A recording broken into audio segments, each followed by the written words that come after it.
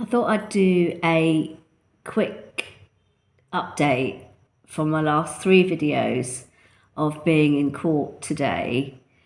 It's the 6th of February 2026, and I got home about 7:30 after.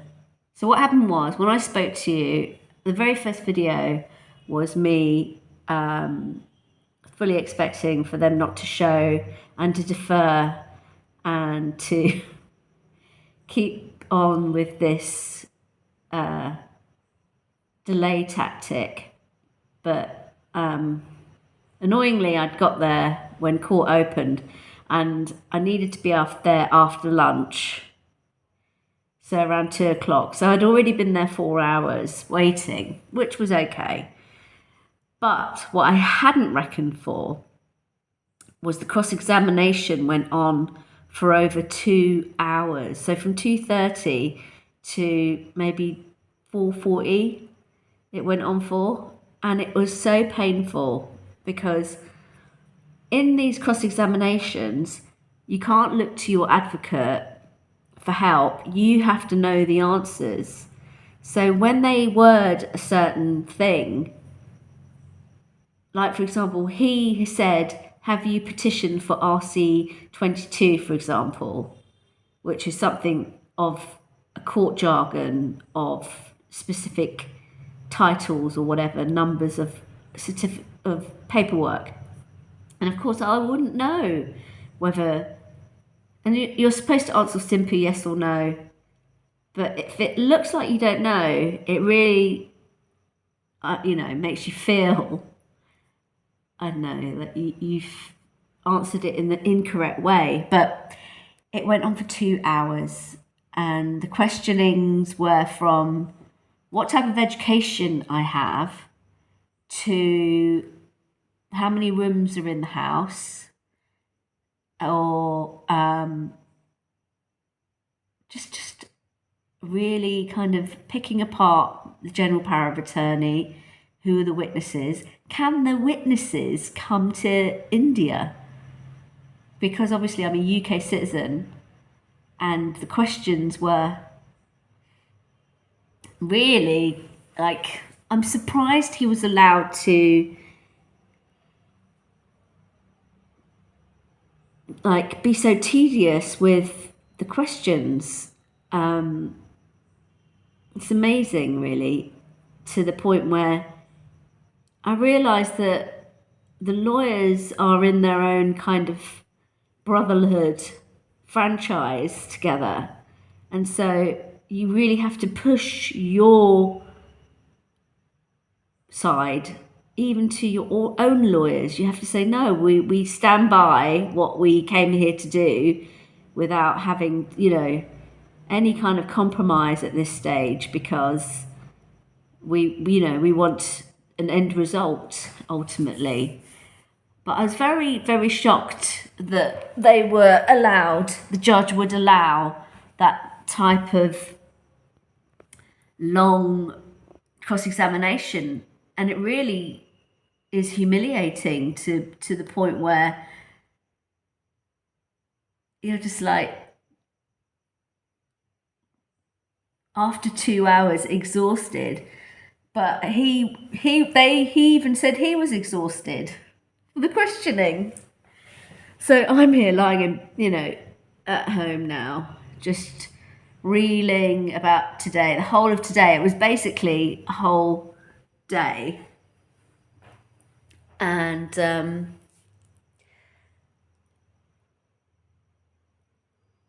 the sort of takeaway of it was my own advocates were getting frustrated through the questioning. But I hope that, okay, so what happened was so the deferment means that he says that he has more questions to ask, which is another classic delay tactics. So at this point, everything is a delay tactic, and you just have to go with it because the court is allowing it. Because at some point the judge will say, this is the final questioning. I think there may be 1 or 2 times he can do this, which might mean that I'm hoping that within the times that I'm here next, because I have to go out of the country, because you can only spend a certain amount of time in the country. So there is that. So that also makes the process very slow. And that's like, if you can stay in India for over 2 months, then it might make things go a little bit quicker. But we have to go back for our families. We have to go back for all those things. So those things make it complicated in terms of like being able to make dates for the courts. So it would take about 2 months to petition for a Zoom call thing.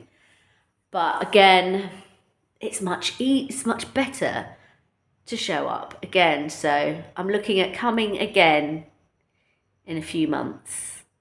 I will obviously update this vlog much closer to that. I mean, I think I'm just going to update when thoughts come into my head, and hopefully some of it might resonate with anyone out there that is of Indian origin, that has no idea how this system works, and is very cloudy. It's a very cloudy, very vague system if you're looking at it from afar and somebody else is doing it for you. But once you get in it and you're there, after the first 10 times, you then start getting a real essence of actually its simplicity. The only difference is you're living 5,000 miles away. So I'm going to pack my bags and go home and come back again at some point. This is the nature of family legacy in India.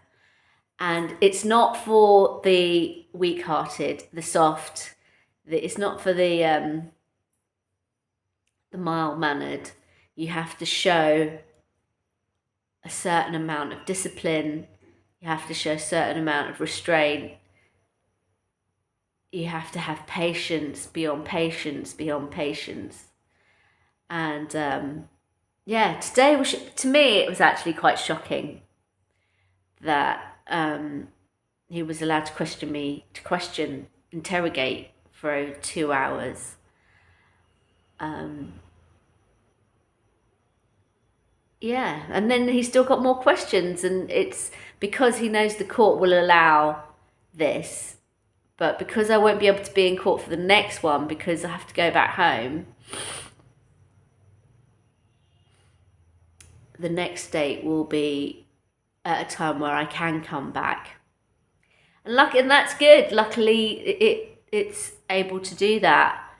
I think it works within sort of 2 weeks, 1 or 2 weeks, and then 6 weeks, and then between 1 and 2 months. So you're looking at possibly, if you can get somebody to come out every 2 months, which is, but for only like a limited period of time, maybe for that span of half a year or a year, then you might make some progress in regaining your legacy, your grandma's home, your auntie's house, your father's house.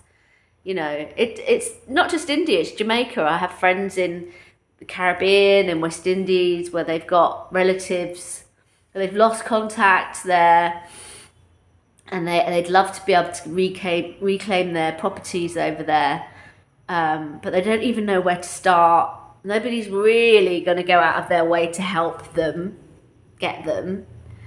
And you just have to keeping on. So yeah, that's my update, and it's been a long day. All right, good night.